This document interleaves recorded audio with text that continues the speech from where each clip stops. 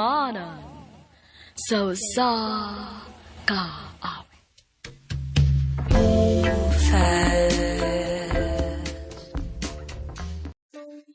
Maayong adlaw kaniyong tanan nga mga suking tigpaminawan niining handumanan sa usa ka awit. Ingon man sa mga artista nga maghatag og kinabuhi niining akong kaagi. Ako si Mika. Sa dili ko pasugdan sa pagsaysay ang akong kaagi, alihog pagtugtog sa awit nga naguluhan. I fall in love too easily. RMN Drama presents Handumanan So Sa Kaawit.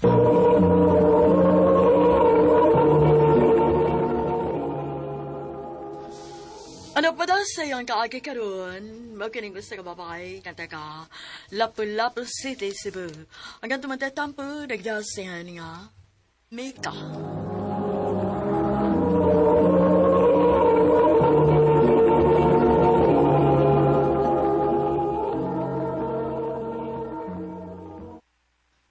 Ha? Naakay ka meet up? O, day. Di, bisag kinsa naman lang nagkakita ni mo, uy. Pasig madisgrasya ka, ana, ha? Simba ko sa day, uy. Gaamping mansad ko. Ay, o, lagi. Pero ako ikatambag lang ni mo ba? Ayaw gyud patakaghamag, ha? Naibaw ko, day.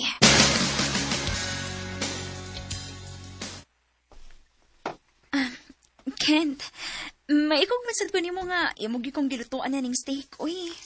Siyempre, special lang akong giluto ni mo. Tungod kay special kasad na ako. Kent, And, Mika, gusto ko nga makigila-ila sa mga ginikanan. Kana ako no, okay ni mo. Kent.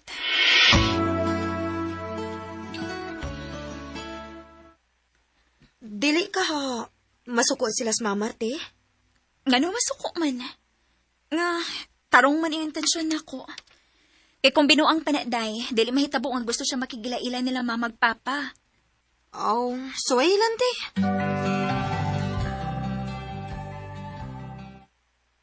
Ngano bang daghan man kayo kagiluto, Mika? Nati bisita ron, ma. Kinsa man? O makoy na hinumduman nga natay bisita ron. Bisita na ko siya, ma. Unya, gusto siya makigila-ila ni mo. Ninyo ni Papa. Ha? Kinsa man na? Maabot na to ron, ma. Paabotan lang na to kadiyot. Mayang gabi tita, tito. Oh, maayong gabi isa dong. Ma, pa. Si Kent di ay. Oh, may gabi. Pwede ba na akong istorya o kadyo tang akong anak? Sige, tito. Pa, ngano? Danay problema? Kinsa man to? Uyab to nimo. Dili pa pa. Di masana nimo may laila. Sa dating site pa. Naunsa naman kami ka, eh. Mura man kag nagkabuang og pangitag partner nimo. Pila nagkabuok imong sigig hisgot namo ni mama nimo. Nga karon, idadaan na gyud minimo og laki dinis ato. Pa, kana tungod kita rong iyang intensyon. Ay, ambot nimo. Sa kong tanaw nimo, murag latagaw pa yung kay ka. Pa,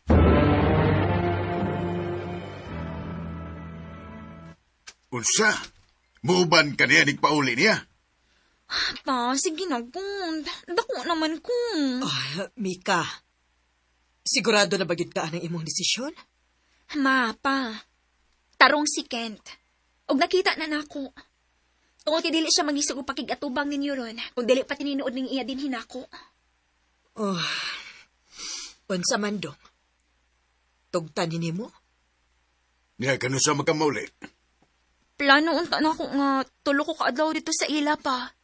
Ira mas kong ihatod pod pabalik din hi. Nala, sige. Musalig mi nimo. Pero ayaw gyud siya pabinuanga nimo, ha? Kana! Magkatilaw gyud siya. Pa,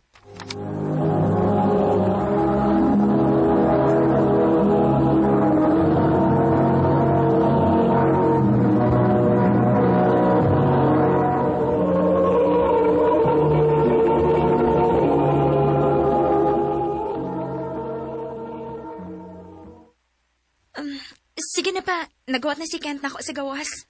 Amping ha. O pag-update dayon. O itsa tong siguro ang iyang address. Sige pa.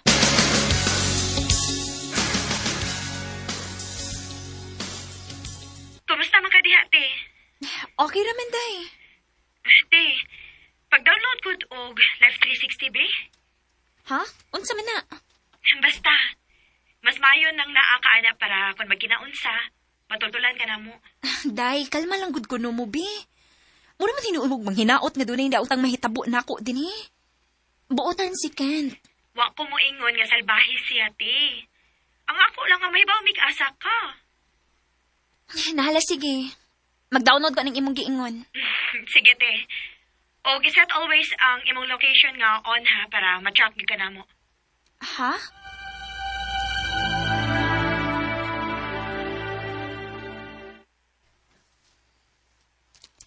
Ikaw rin gitayo sa dinis sa imong apartment, no? Oo, taon. Mabitang nangidagid kong Paris aron kira ko magbingaw. Ganahan kay ko ni mo, Mika. Huwag ko na imo na kong sugton. Pagkaon ta kitya. Huwag gusto ta ko nga anihin na kapuyo o ba na ako.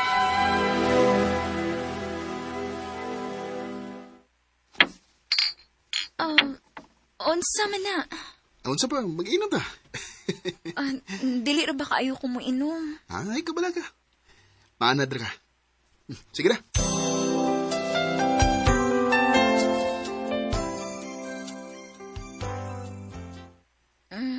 Kent, dili na ko. Lipong na kayo. Sige. Katuog na lang. Iyungan na ng mata ni mo. Kent.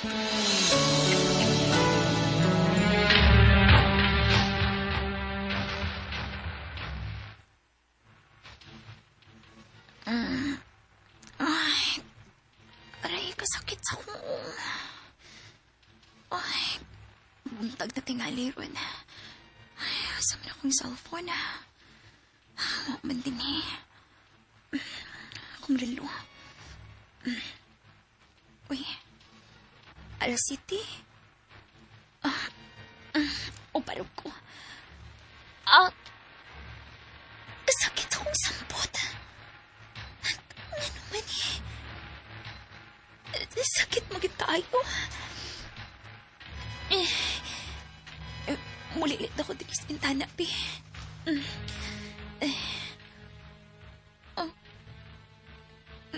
Ngit-ngit naman.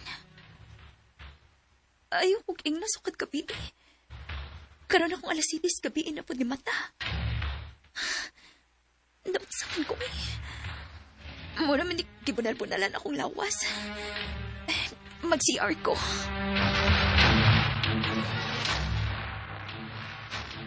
Oh, Ginoo ko. Naunsaman ko. Kadagan pa ning akong bunog sa tugan og liok. Nganong wa mo ko'y mahinumduman sa nahitabo na mo gabiin ni Kent. Naugon ako siya silong. Basi na si Kent sa silong.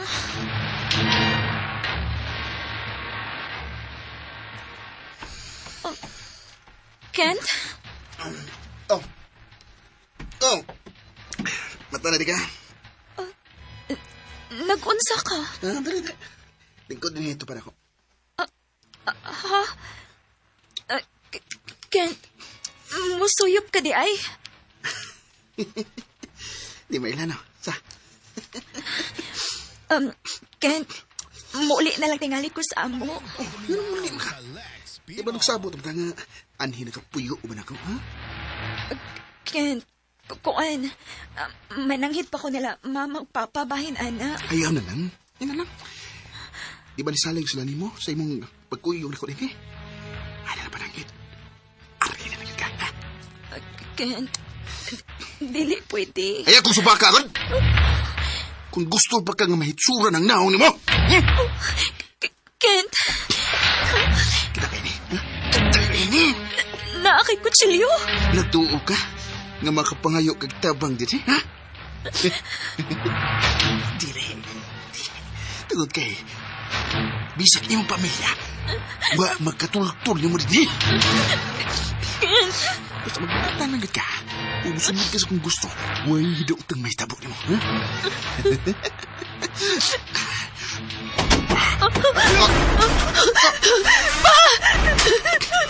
Ha?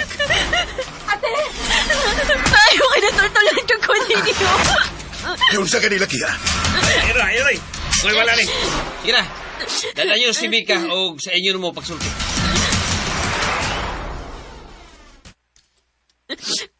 Kung patingali ko niyo na abdi dito. Tingali ko sa dinihitabuan ako. Nagduda naman gid mi, te. Kay dili mo ko kamutubag sa mong mga tawag og text. Mao to. Gisearch na ko ang pangalan ni Ken sa Facebook. Kay siya na lang unta ang akong kontakon. O pag-search na ko, na may post nga digawas bahin niya. Pero ako mahibaw kung ex ba to niya. Basta kay gipost siya sa babae nga nangulata siya. Mao to niingon si Papa nga tuon na lang gid ka na mo base sa imong tracker. Salamat kayo ni mo, Daya. Lesson learned na ni mo, Mika. Nga di maayo nga magpataka ka og salig og mga lalaki nga bag-o pa lang nimong naila-ila. Sorry pa. Sorry ninyo ni Mama. Kalimta na taning hitabo ah. Ang importante nga luwas ka na.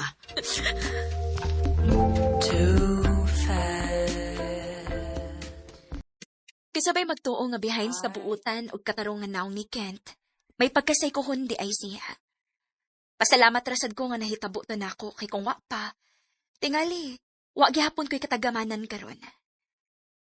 Karon, mas careful nako sa mga lalaki nga ma-meet nako online o bisan dili online. Dinhi na lang kutob. Daghang salamat, RMN.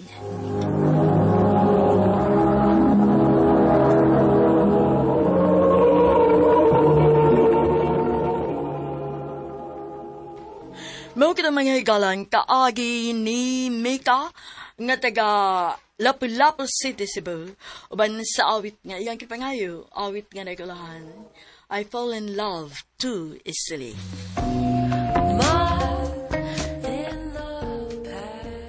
Ang mga kaagi gibatan na doon sa radyo ni Jelly Haka o gabos sa direksyon ni Priscilla Recanas. Kamuusap mga higala, mga suking ti paminaw, kinasingkasing kong gadapit sa papada.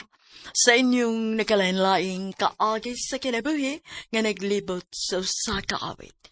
Iadres lang nining tulumanon, handumanan sa usa kaawit care of RMN Production Center Studio, 3rd floor, Jose R. Martinez Building, Osmeña Boulevard, Cebu City.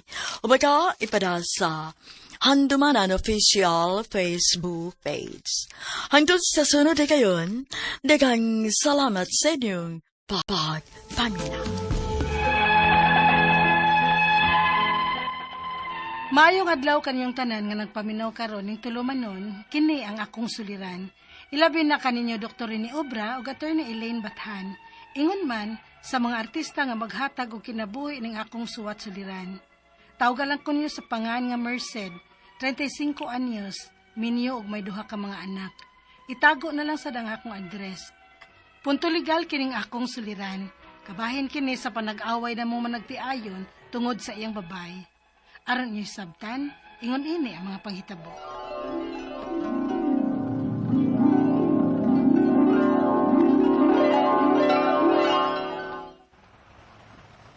Oy, Marcel! Kumusta? Uy, hala! Mary Joy! Kumusta naman ka, gwapa, oy? Honey, gwapa lang gihapon. Uy, buwag na di mong Arthur? Ha? Woman! Ay, hala. Sorry. O ano man, good. Time pa. Ngano nakasulti man kaana nga buwag na mi? Hala, sorry gikaayo ha. Kung nahinayak na kusulti ni mo. Dito magkuko sa Bohol. O nakita na ko siya uban sa laing babae. Ha? Basig kauban to niya sa sales. Hibawbaya ka, salesman na akong bana, o magbiyahe-biyahe. O dili kalikayan dahil nga may kauban gina siyang babae.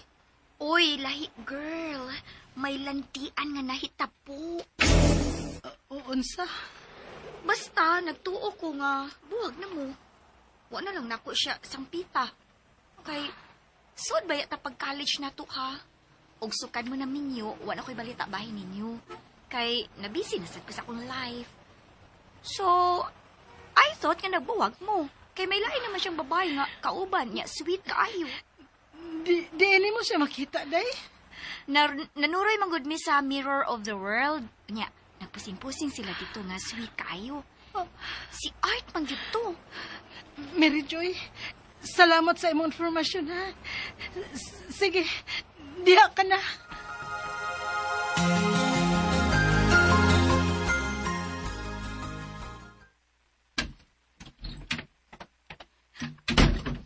Arthur! Arthur! Ikaw man si Papa, ma. Unsa? Asam ko na to siya? Nasa'y katawag sa phone. Una ingon dayon siyang ulakaw siya. Unsa? Naunsa di ka, ma? Nihilak lagi ka. Pasag di lang una ko nga maghilak. Sagdi ko, pahilak ka lang una ko. Ma, ngano di ka? Nak, dinila ka. May tawagan lang ko. Ari ko sa among kwarto ni Papa ninyo.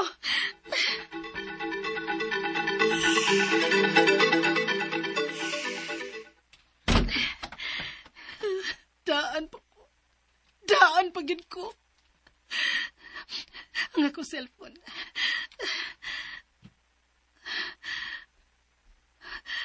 Daan pa ko aning photos niya sa biyahe niya sa Bohol. Nga nangutana pag gani ko niya kung kinsa ni picture nga niya ani dini. Nga lahi man ang iyang smile. Daan pa ko.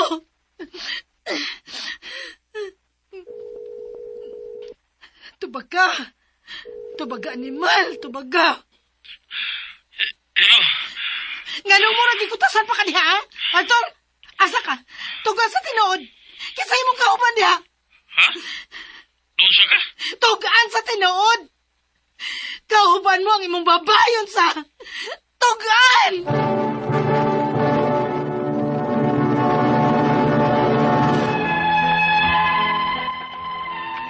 Taod-taod naman ko nga may namatikdan sa akong bana. Pero naglikay ko ana selos-selos kay makaguba na sa pamilya. Pero napatugan ko gyud ang akong bana. O giangkon niya ang tanan. Og ang nakasakit kay dihang gipapili ko na siya. Mas gipili pa niya ang iyang babae. O gikan adto, sige-sige na ang among away. Uli-o na lang ko niya sa gusto lang niya.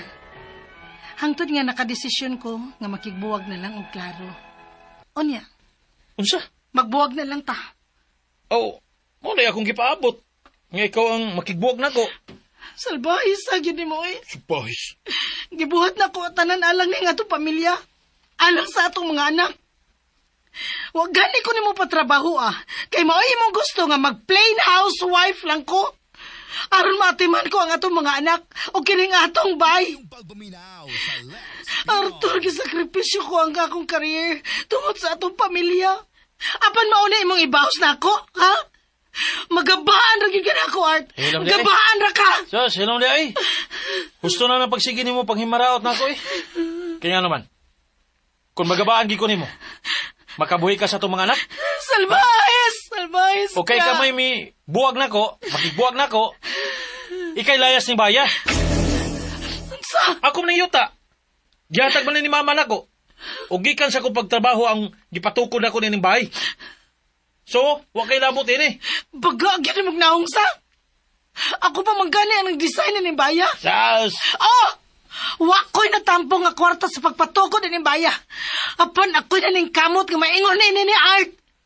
Gikan sa design, sa pintal, sa mga gamit. Ako'y nagunauna ng tanan. Nunya palayason ko nimo. Yes! Tibuwag naman ta. Ang mag-ako'y mulayas nga. Ako maniyuta Ha? Ya, ako'y nagasto ng baya. Unsa? Ayaw kyo, pahawa diya, day.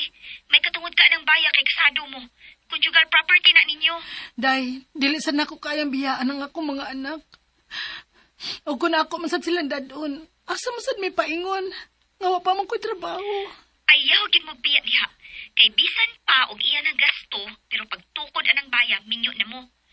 Kung tagsa na lang siya mag-ulian diha, asa man di na siya? To tingali sa iyang babae. Ikiha na, oy. Dahil kadiyot lang sa kay nanawag siya sa pikas na kong phone. Hello? Kano sa makamulayas niya? Kay dalo na ako siya diha kay kapoy lagi pangabang og kapoyan. Unsa? Dado ni mo imong babae dire? Suwayin ninyo! Grabe na gyud ang among away sa akong bana. As in, kontra na gyud kaayo ming duha nga dili nami magkadugol. Kung gugma ang hisgutan, wa na gyud. Ang ako mga pangutana mo kining mosunod unang pangutana. Kining yuta nga gitukuran namo sa among bahay, hinatag kini sa ginikanan sa akong bana. May katungod ba ko sa yuta? Kay kasado man mi? Matawag ba kini nga conjugal property? Ikaduhang pangutana. Tinuod nga kwarta sa akong bana ang gipatukod aning among bahay. Kay wa baya ko'y trabaho. Plain housewife lang ko. Wa ba sad ko'y katungod aning baya? Nga ang design ako man og aron mapurma kining among bahay? Ako man say naghago. Ikatulong pangutana. Nagbuwag na mi sa akong bana o gipalayas ko sa akong bana kay iya ko nuning bay og yuta. Ug dadon ako nun niya ang iyang babae diri sa among bay. Unsa may akong buhaton kun iya gyud ning tinud-on. Ikaapat og katapusang pangutana. Dili naman gyud mi magkadugol sa akong bana. Sige lamig away og magpasakit tayo og sulti. Kun gugma ang hisgutan, wa na gyud. Unsa may angay na mo buhaton? Kay mahadlok sad ko nga moabot mi sa punto nga magpatay mi. Unsaon man sad namo ang among duha ka anak nga siti og 8 anyos pa. Palihog, tabangi og tambagi ko. Kini ang akong suliran, Merced. Maayong adlaw mga sukintig paminaw kini si Attorney Elaine Bathan og ako today ang mohatag ninyo og tambag tubag solusyon kalinawan sa inyong mga pangutanag mga problema na may punto legal, personal, mga problema nato sa tuang karelasyon, kapikas, kabanay, crush, ato ang mga pinalangga nga gibiyaan ta, gighost unsa pa ning mga pangutanag, mga problema ninyo kabay sa inyohang mga papilis, panimalay, kabtangan, pagpanrabahog, mga dokumento, guban pa, ipadadayon ang inyohang suwat sa suliran_612@yahoo.com or sa ato ang Facebook account nga kini ang akong suliran official writers page. Pwede sad atong ipadala sa 3rd floor, Jose R. Martinez Building, Osmeña Boulevard, Cebu City. Si Ma'am Merced ang ato ang letter sender karong adlawan. Punto legal ning iyahang pangutana unya nag-away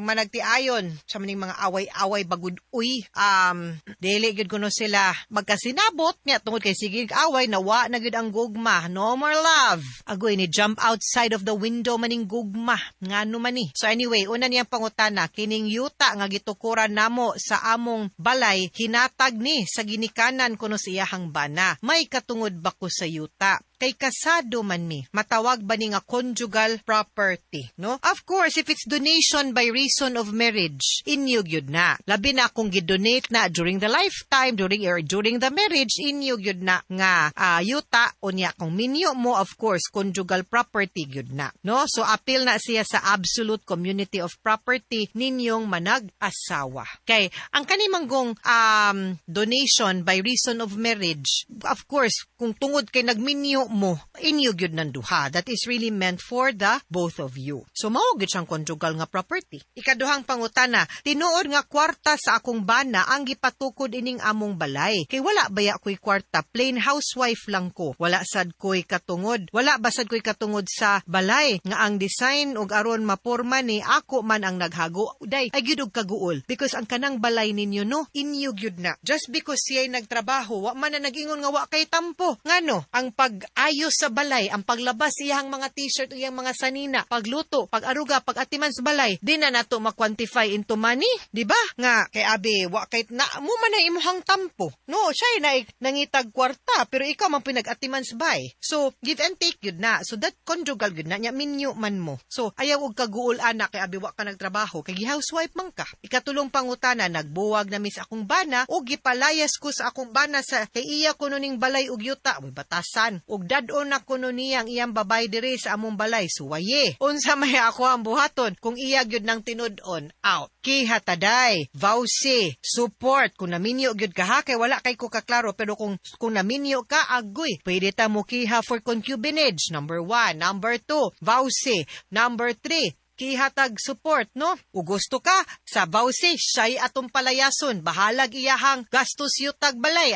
Example na to ana sa una, katong naminyos Willie Rebillame, og ni file, siya'y milyonaryo. Yang asawa beauty queen, as Willie Rebillame mo'y napalayas sa ilahang mansyon. So, pwede gyud na. So, ayaw og kaguol ana. So, file ta ana, ha? Ikaw pa og katapusang pangutana, dili namang gyud mi magkaduol sa akong bana. Sige lang mig-away, ug pasakitay og sulti. Kung gugma ang hisgutan ay wa na gyud. Of course, usad ma-expect na tong ingon ana, unsa may angayan namong buhaton. Kay mahadlok sab ko nga muabot mi sa punto nga magpatay mi, ang kanapod. Unsaon man sad namo ang among duha ka anak nga 7 ug 8 years old pa. Hay, ang mapagan baya gyud ani Merced, no, ang inyuhang bata, pero then again, ug di na gyud ako mo believe pa man jud ko og kana ganing mga wa na gyud tay kanang to do things ba nga dili gani in haste nga makaingon ka nga nabuhat na nimo ang tanan diri ra gyud taman. Sumuna akong pangutanan nimo Merced, can you say the same thing no sa nahitabo sa inyo ha? Kung wa pa pwede siguro sulayan sa kay basin wa lang gyud nawala ang gugma, natabunan lang anang inyong pakiglalis kay difference of character